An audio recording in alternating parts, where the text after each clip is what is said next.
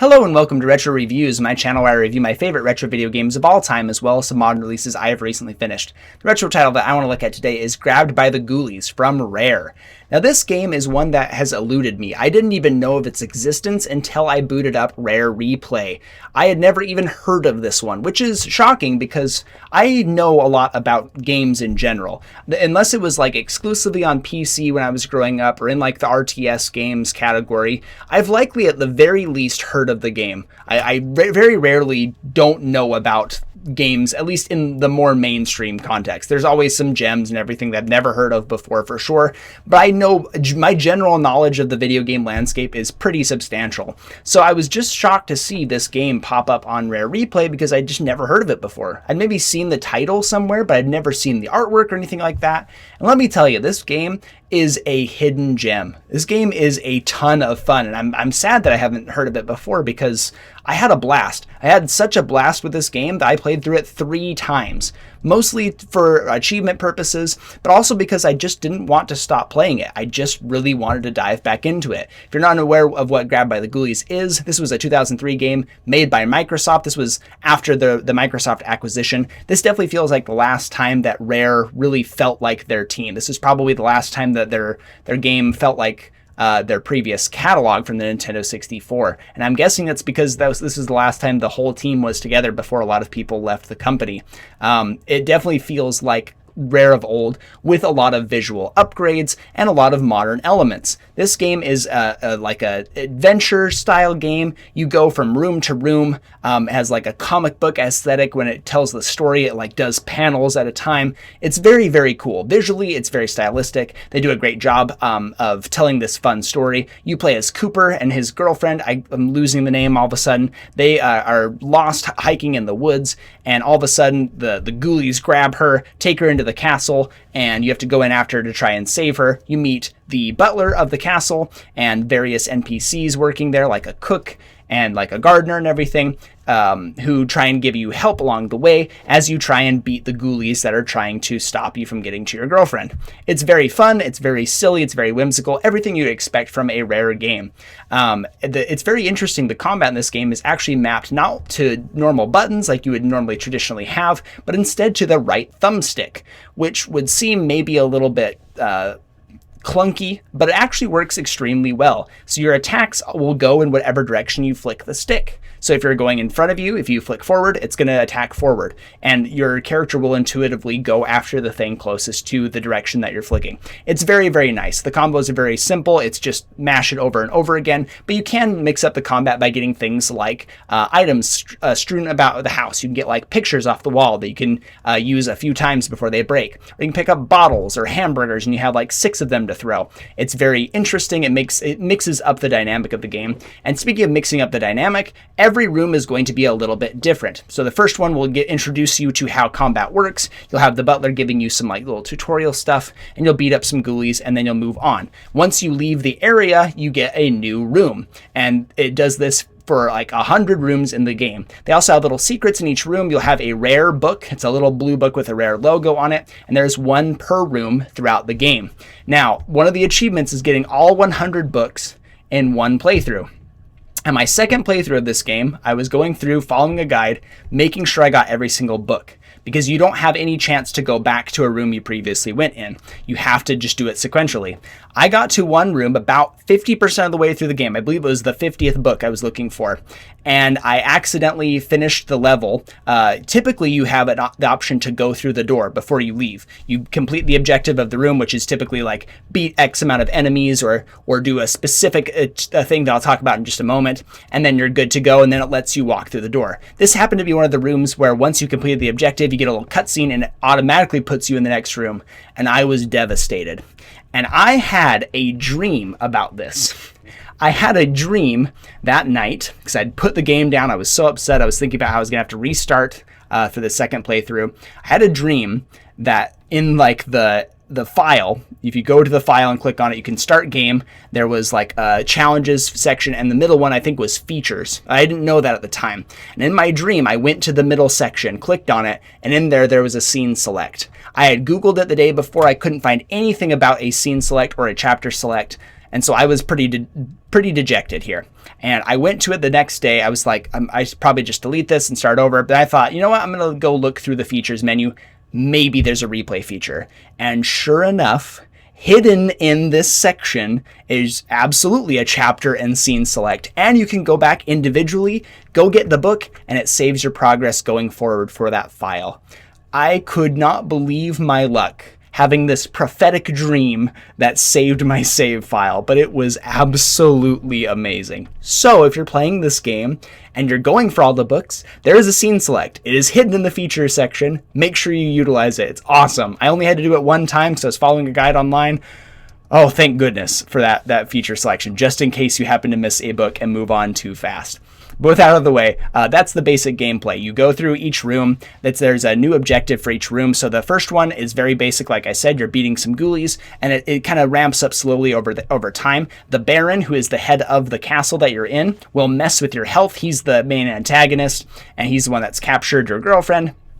And he will mess with your health per each room. So Cooper will have anywhere from like 1 HP, where he can't get hit even a single time, all the way up to like, I want to say 60, maybe it's 40, which is pretty substantial. You can also find little soups that the cook has made, hidden in various places. You can destroy most of the environment is destructible, which is really, really cool. I think it definitely made use of the Xbox, like being a more powerful console back in the day. You can destroy a lot of things to find hidden, like sometimes enemies will pop out, but sometimes soups will pop out. These soups will give you random power-ups. They'll give you either just straight health up for the room, or will give you invincibility for a short amount of time. You can still get knocked back, but you don't take any damage. You have other ones where one-hit wonder is what it's called, where you knock people out in a single hit. That can be extremely useful, and especially in some of the later levels where the enemies are really tanky. You have other things that freeze the enemies. You have other stuff that will be like the shock blocker is what it's called. You have random events where like a hand will shoot out of the ground and grab you and scare you to death, and you have to hit the button prompts on the screen in order to survive it, which is really an interesting mechanic, and the shock blocker will do it for you. These soups give you a variety of buffs to help you out in the game. There's also one where miniature Cooper, hilarious that you have little mini Coopers walking around, and they'll beat up enemies for you. But then as the game progresses, these little like rooms will have specific mechanics that you have to fulfill a requirement for. Most of the time, early game, it's just beat a certain amount of these enemies, or beat both types of enemies in the room: zombies, spiders, imps, mummies, whatever it might be. But then it gets into the kind of minutia of like, now you have to beat no enemy sequentially. You can't beat 2 skeletons in a row. You have to beat a skeleton and then something else, and then go back and beat a certain amount of enemies to survive the room. Or you have a certain amount of time to beat all the enemies in the room, or something bad happens. If you ever violate any of these conditions on the later levels, the Grim Reaper will appear, who is a very fun mechanic, a very cool part of this game, probably the coolest part of the entire experience for me. The Grim Reaper will come, and if he gets close to you, he holds out his finger, and it's glowing, and if he touches you, you die instantaneously. But if he hits one of the enemies in the room, it will kill them instantaneously, regardless of their health.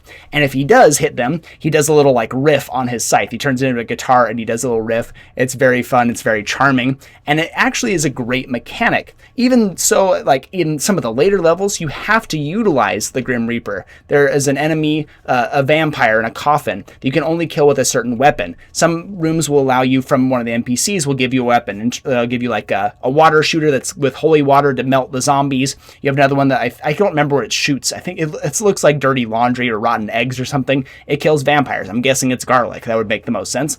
I never figured out what that was. They probably told me and I'd forgotten about it in the dialogue. But there's one room where you don't have that shooter, and you can't take out the vampire. So you have to violate one of the conditions on purpose to get the Grim Reaper, and then you have to bait it into killing the vampire. It's genius. I love the vampire or the Grim Reaper mechanic because you can either choose to like fulfill the objective and play the way the game wants you to, or you can violate it on purpose, use the Grim Reaper to your advantage, or if you're close to beating it and you just don't feel like you can beat all of the enemies without killing 2 skeletons in a row, for instance, you can beat them. The Grim Reaper appears. It takes a while for him to come over. He'll spawn, pause for a moment, and then come after you, and then you can move on to the room before he gets to you. I just think it's a brilliant mechanic. It's very fun. I like the way that it moves the game along as well. I also like the room by room gameplay mechanic because it makes everything feel fresh every single time.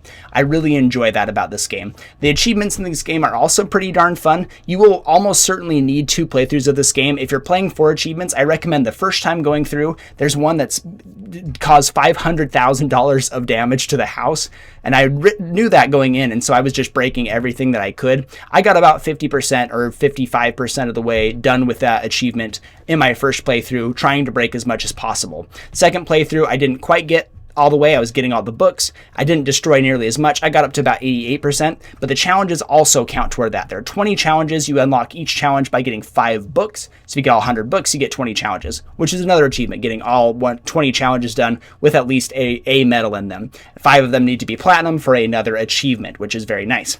And so the destruction, all of those challenges in all of your playthroughs will count toward that achievement, and you will get it fairly easily, assuming you're going to put 2 playthroughs in or so. So the first playthrough, I'd recommend just playing through normally, having a good old time, destroying as much as you want. The second playthrough, go for those books and use a guide and everything like that, or really explore. Sometimes it's like a hidden condition, but usually they're just hidden in some bookshelf or something like that.